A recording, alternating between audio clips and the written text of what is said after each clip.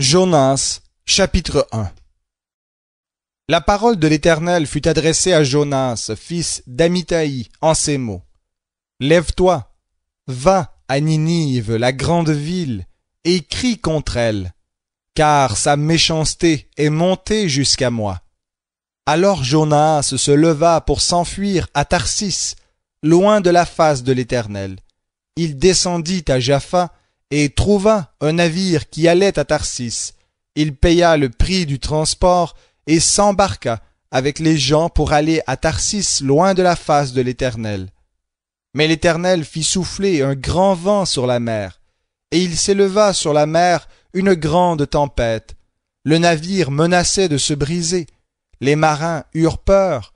Ils implorèrent chacun leur Dieu et lancèrent dans la mer les objets qui étaient sur le navire pour s'en alléger. Jonas descendit au fond du bateau, se coucha et s'endormit profondément. Le chef d'équipage s'approcha de lui et lui dit « Pourquoi dors-tu? Lève-toi, invoque ton Dieu. Peut-être que ce Dieu se modérera à notre égard et nous ne périrons pas. » Ils se dirent l'un à l'autre « Venez et tirons au sort pour connaître celui qui nous attire ce malheur. » Ils tirèrent au sort et le sort tomba sur Jonas. Alors ils lui dirent « Explique-nous qui nous attire ce malheur. Quelles sont tes affaires et d'où viens-tu? Quel est ton pays et de quel peuple es-tu? » Il leur répondit « Je suis hébreu et je crains l'Éternel, le Dieu des cieux qui a fait la mer et la terre ferme. » Ces hommes furent saisis d'une grande crainte et lui dirent « Qu'as-tu fait là? » Car ces hommes savaient qu'ils fuyaient loin de la face de l'Éternel parce qu'il le leur avait expliqué. Ils lui dirent « Que te ferons-nous pour que la mer se calme envers nous? » Car la mer était de plus en plus démontée. Il leur répondit « Prenez-moi, jetez-moi dans la mer, et la mer se calmera envers vous. Car je sais que c'est moi qui attire sur vous cette grande tempête. » Ces hommes ramaient pour gagner la terre ferme, mais ils ne le purent, parce que la mer était toujours plus démontée contre eux.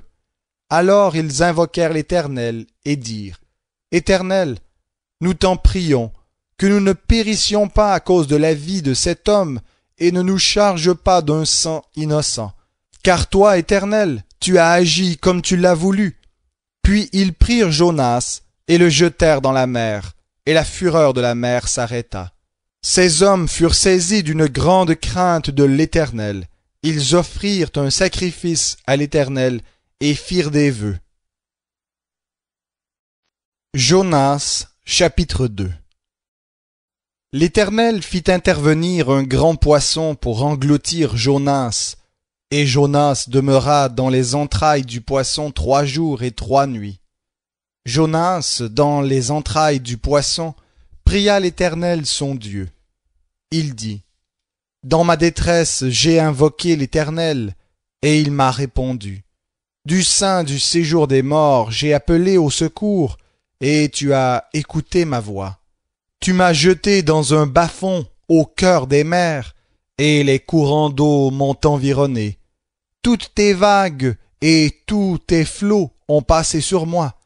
Et moi je disais, je suis chassé loin de tes yeux, mais je contemplerai encore ton saint temple.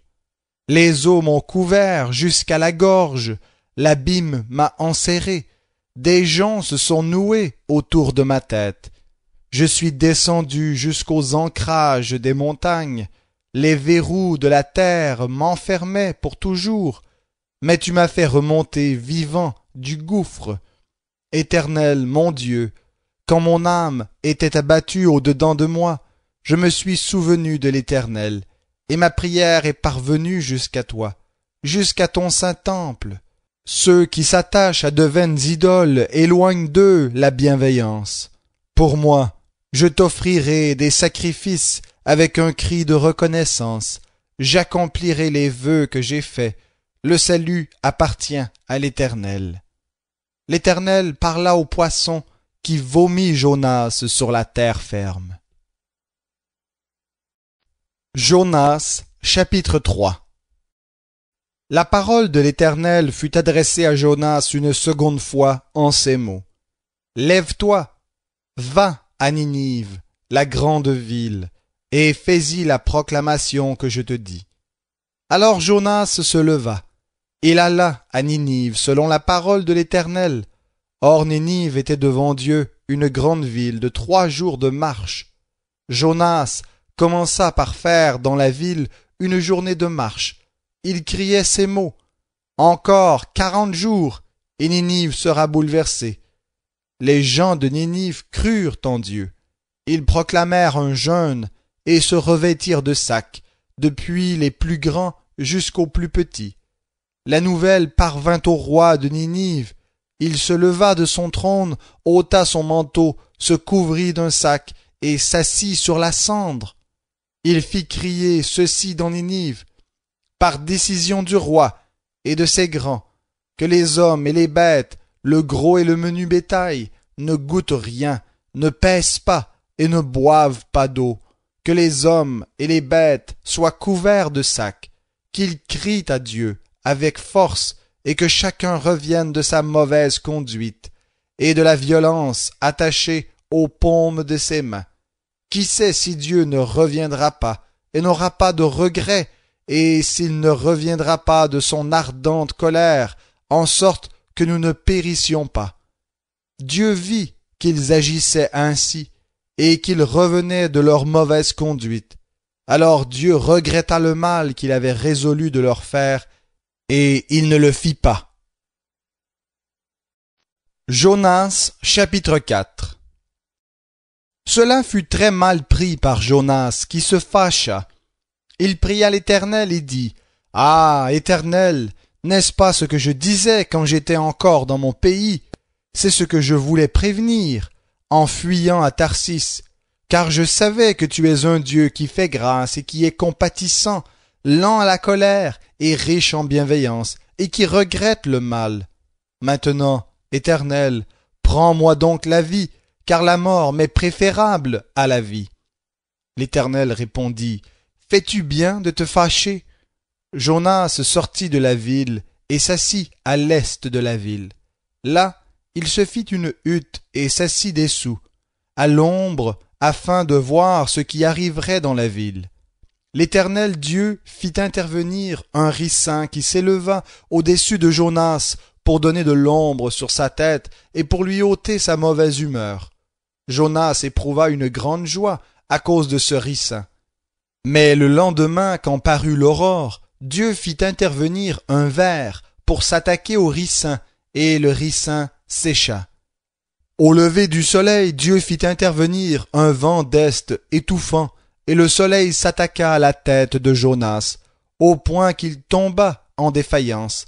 Il demanda la mort et dit, « La mort m'est préférable à la vie. » Dieu dit à Jonas, « Fais-tu bien de te fâcher à cause du ricin? » Il répondit, « Je fais bien de me fâcher jusqu'à la mort. » Et l'Éternel dit, « Toi, tu as pitié du ricin qui ne t'a coûté aucune peine et que tu n'as pas fait grandir, qui est né dans une nuit et qui a péri dans une nuit. Et moi, je n'aurai pas pitié de Ninive, la grande ville dans laquelle se trouvent plus de 120 000 êtres humains qui ne savent pas distinguer leur droite de leur gauche et des bêtes en grand nombre.